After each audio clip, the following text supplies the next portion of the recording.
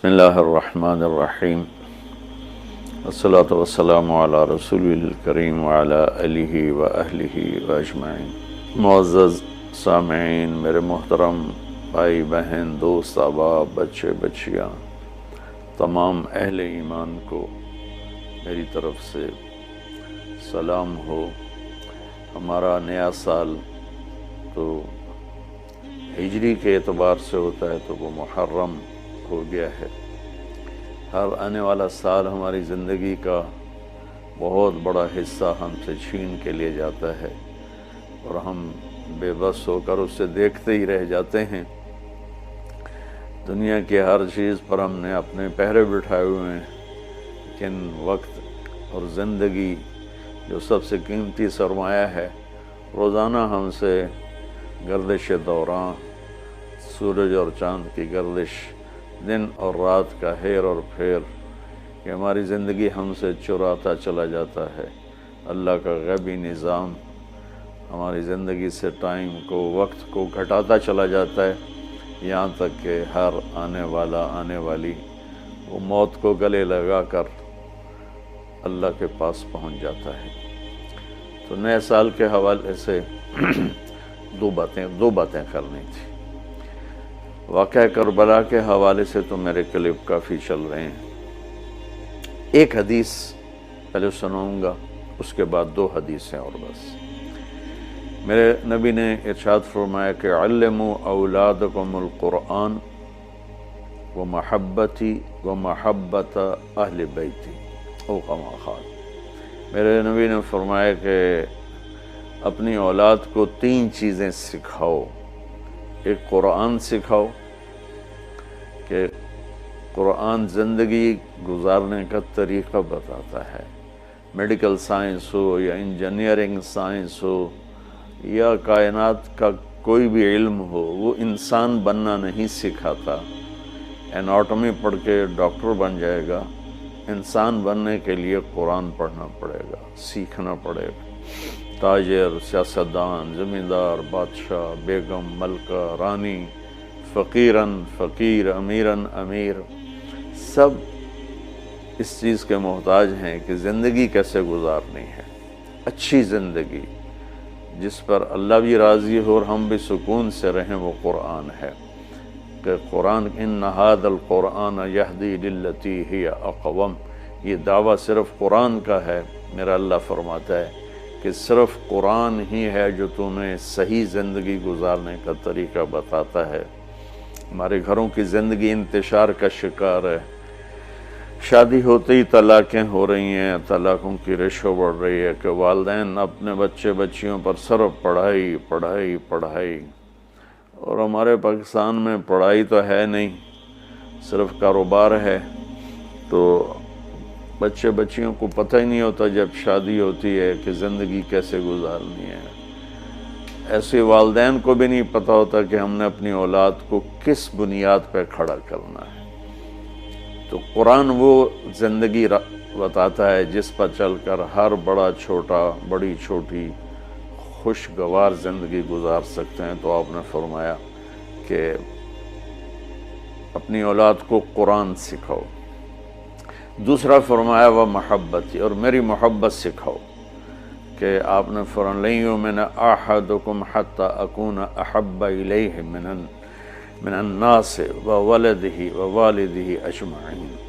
آپ نے فرمایا کہ اگر تم چاہتے ہو کہ تمہارا ایمان مکمل ہو تو میری محبت اپنی ذات سے، اپنے والدین سے، اپنی اولاد سے اور پوری دنیا کے انسانوں سے مجھے سب سے زیادہ پیار دو گے تو تمہارا ایمان مکمل ہوگا۔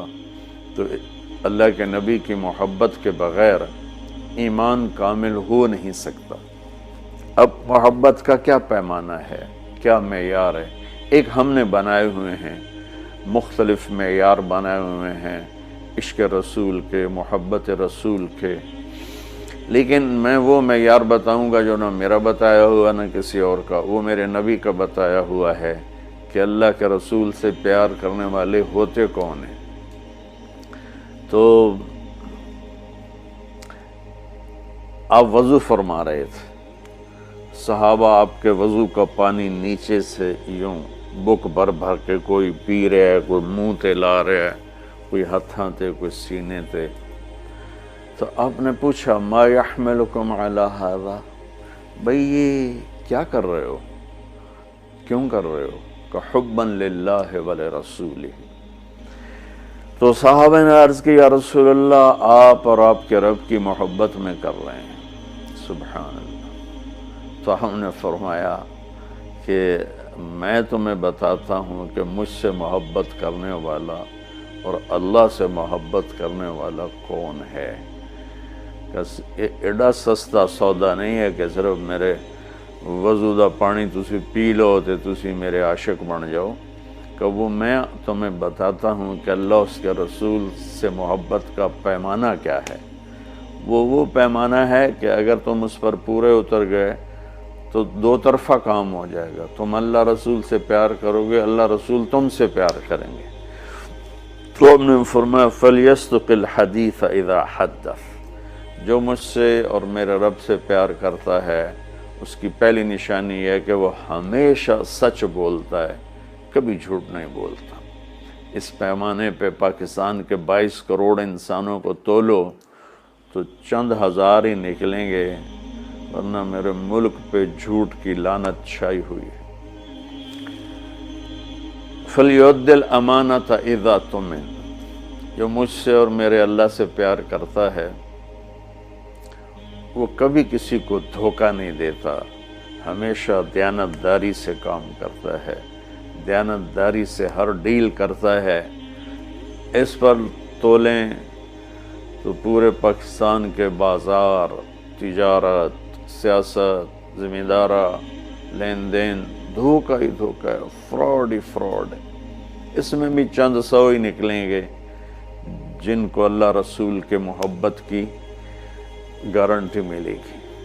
تیسرا فرمایا فَلْيُحْسِنْ جِوَارَ مَنْ جَاوَرَهُ. جو اللہ اس کے رسول سے پیار کرتا ہے وہ ہمیشہ پڑوسیوں کے ساتھ اچھا سلوک کرتا ہے، چاہے وہ مسلم ہوں، نان مسلم ہوں، چاہے وہ اپنے ہوں، غیر ہوں، اچھے لگتے ہوں، برے لگتے ہوں، وہ ہمیں برا سمجھتے ہوں. لیکن اللہ اس کے رسول سے پیار کرنے والے کی تیسری نشانی یہ ہے کہ وہ اپنے پڑوسیوں کے ساتھ اچھا سلوک کرتا ہے. یک طرفہ وہ تا کر دے نہیں، اسی کیوں کریے، انہوں سانو کدی سلام نہیں کیتا، اسی کیوں سلام کریے، وہ سانو کدی پوچھن نہیں آئے، اسی کیوں پوچھن جاویے. یہ عشق رسول کے دعوے دار تو ہو سکتے ہیں، اللہ کی بارگاہ میں ان کی کوئی گارنٹی نہیں ہے، یہ خارج ہیں. اور یہ بھی ہمارا سارا معاشرہ میں دیکھتا ہوں تو انتقامی معاشرہ ہے. ہمارے علاقے کی مثال ہے جی، قدمہ دے قدم ہون دن. کیا مطلب کہ جو ہمیں پوچھنے آئے گا ہم بھی پوچھنے جائیں گے، جو ہمیں سلام کرے گا ہم بھی سلام کریں گے، جو نہیں کرے گا تو ایسا کیوں کریے. یہ میرے ملک کے اخلاق یہ ہیں. اور میرے نبی فرما رہے ہیں کہ مجھ سے محبت کی تیسری نشانی یہ ہے کہ وہ یک طرفہ ہو کر اپنے پڑوسیوں کے ساتھ اچھا سلوک کرتا ہے. تو اس حوالے سے نیا سال شروع ہو رہا ہے، ہم قرآن سیکھیں، اللہ کے نبی کی محبت سیکھیں. تیسری چیز فرمائی وہ محبت اہل بیتی، اور اپنی اولاد کو میرے اہل بیت کی محبت سکھاؤ. سبحان اللہ. اس کے بغیر نہ ایمان مکمل ہے، نہ زندگی مکمل ہے، نہ راستہ طے ہوگا. کہ آپ نے فرمایا غدیر خم کے موقع پر جب آپ حج سے واپس تشریف لا رہے تھے کہ میں تم میں دو بڑی بھاری چیزیں چھوڑ کے جا رہا ہوں، اگر ان کو مضبوطی سے پکڑ کے رکھو گے تو کبھی گمراہ نہیں ہوگے اور مجھ سے ملو گے. خلاصہ کے طور پر ایک میری کتاب اور ایک میرے اہل بیت. تو ہم نے قرآن کے ساتھ بھی ناانصافی کی ہے اور اہل بیت کے ساتھ بھی ناانصافی کی ہے. درد سے کہہ رہا ہوں یہ بات، میں فرقہ واریت سے بالا تر ہو کر یہ بات کر رہا ہوں کہ ہمیں اگر ان کے گھرانے سے پیار نہیں ہے تو وہ کیا ایمان ہے اور کیسا ایمان ہے. تو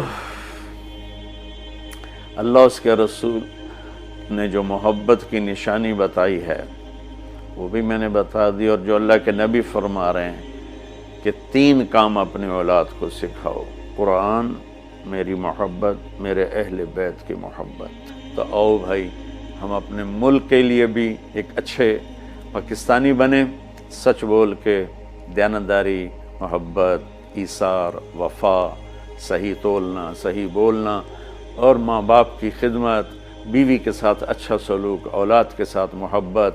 یہ سارے وہ چیپٹر ہیں جو اس وقت بالکل ادھورے پڑے ہوئے ہیں، اور صرف نماز پڑھ لینا اور حج عمرے پہ زور لگا دینا بہت اچھی بات ہے، میں کسی نیکی کی قدر نہیں گھٹانا چاہتا، لیکن اور بھی دکھ ہیں زمانے میں، محبت کے سوا راحتیں اور بھی ہیں، وصل کی راحت کے سوا۔